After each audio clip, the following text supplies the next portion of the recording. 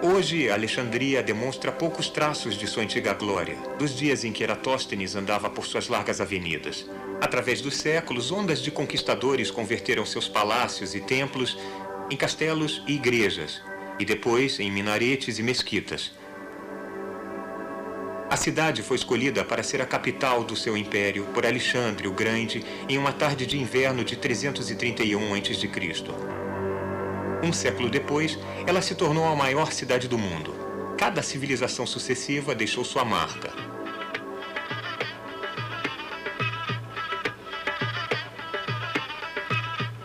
Mas o que resta agora da cidade de mármore do sonho de Alexandre? Alexandria ainda é um mercado vicejante, ainda uma encruzilhada para os povos do Oriente Próximo.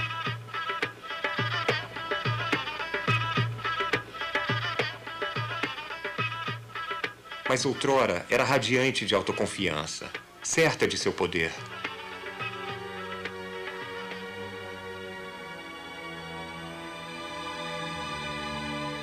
Como se pode recuperar uma época desaparecida através de algumas estátuas quebradas e restos de antigos manuscritos?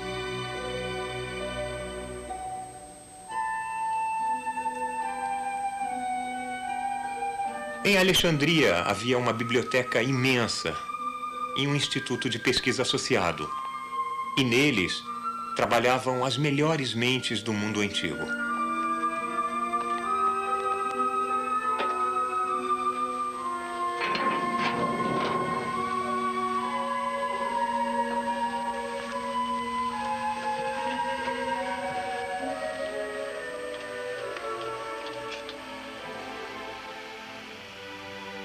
Dessa lendária biblioteca, só o que resta é este porão úmido e esquecido.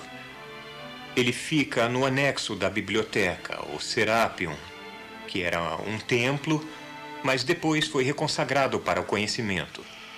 Estas poucas prateleiras mofadas, que provavelmente ficavam num depósito no porão, são seus únicos restos físicos. Mas isto aqui foi outrora o cérebro e a glória da maior cidade do planeta Terra.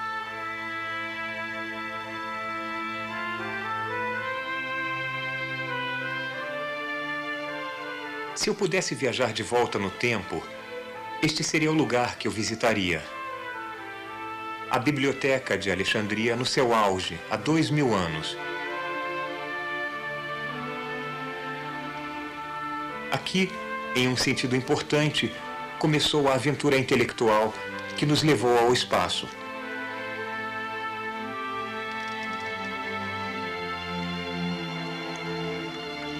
Todo o conhecimento do mundo antigo já esteve abrigado por estas paredes de mármore.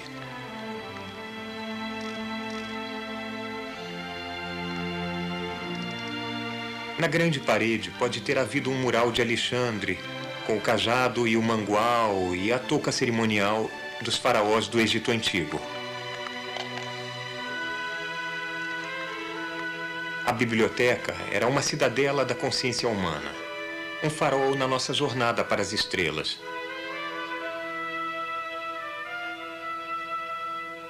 Foi o primeiro instituto de pesquisa verdadeiro na história do mundo. E o que eles estudavam? Eles estudavam tudo. Estudavam todo o cosmo. Cosmo é uma palavra grega que quer dizer ordem do universo.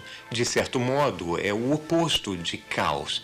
Ela implica uma profunda interconectividade de todas as coisas. O modo intrincado e sutil como o universo é reunido. O gênio florescia aqui. Além de Eratóstenes, havia o astrônomo Hiparco, que mapeou as constelações e estabeleceu o brilho das estrelas. E havia Euclides, que sistematizou brilhantemente a geometria e disse ao seu rei que estava lutando com alguns problemas difíceis na matemática, que não havia uma estrada real para a geometria. Havia Dionísio da Trácia, o homem que definiu as partes do discurso, substantivos, verbos, etc. que fez pela linguagem, de certo modo, o que Euclides fez pela geometria. Havia Hierófilo, um fisiologista que identificou o cérebro e não o coração como o centro da inteligência. Havia Arquimedes, o maior gênio mecânico até a época de Leonardo da Vinci, e havia o astrônomo Ptolomeu, que compilou muito do que hoje é a pseudociência da astrologia. Seu universo centrado na Terra dominou por 1500 anos, mostrando que o brilhantismo intelectual não é garantia contra estar errado. E entre esses grandes homens também havia uma grande mulher. O nome dela era Hipácia, e ela era matemática e astrônoma. A última luz da biblioteca, cujo martírio está ligado à destruição deste lugar 7 séculos depois dele ter sido fundado.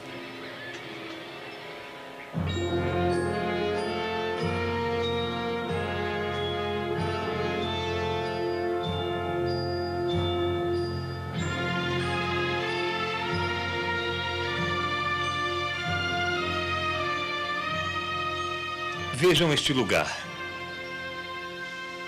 Os reis gregos do Egito que sucederam Alexandre colocaram os avanços na ciência, na literatura e na medicina entre os tesouros do império.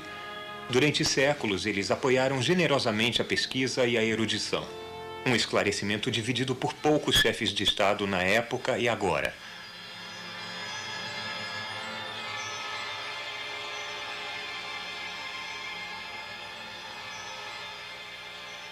Neste grande salão havia 10 grandes laboratórios de pesquisa. Havia fontes e colunatas, jardins botânicos e até um zoológico com animais da Índia e da África subsaariana. Havia salas de dissecações e um observatório astronômico.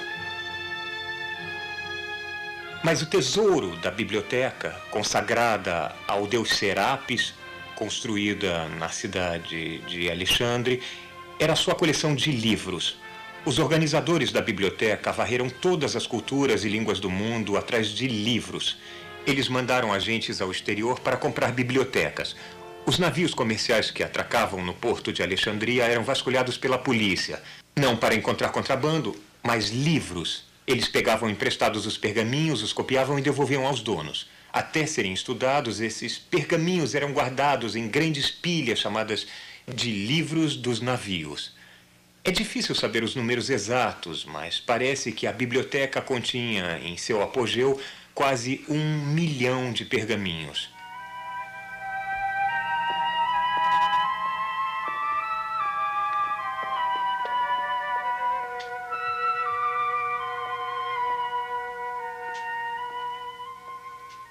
A cana do papiro cresce no Egito. Ele é a origem da nossa palavra papel.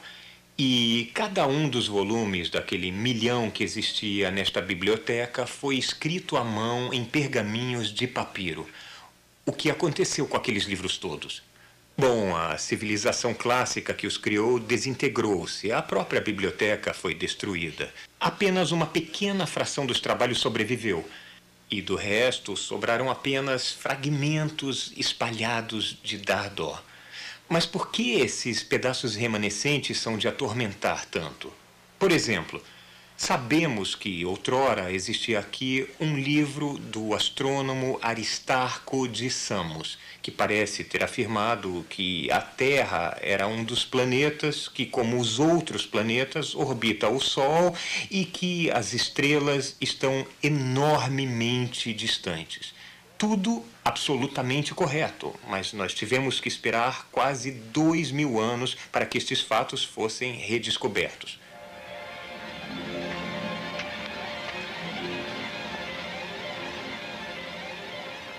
As pilhas de astronomia na Biblioteca de Alexandria.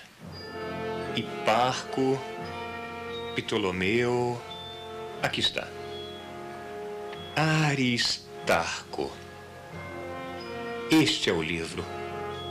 Como eu adoraria poder ler este livro. Saber como Aristarco descobriu tudo. Mas ele sumiu totalmente e para sempre. Se multiplicarmos nosso sentido de perda desta obra de Aristarco por, digamos, 100.000, começaremos a apreciar a grandeza da conquista da civilização clássica e a tragédia de sua destruição.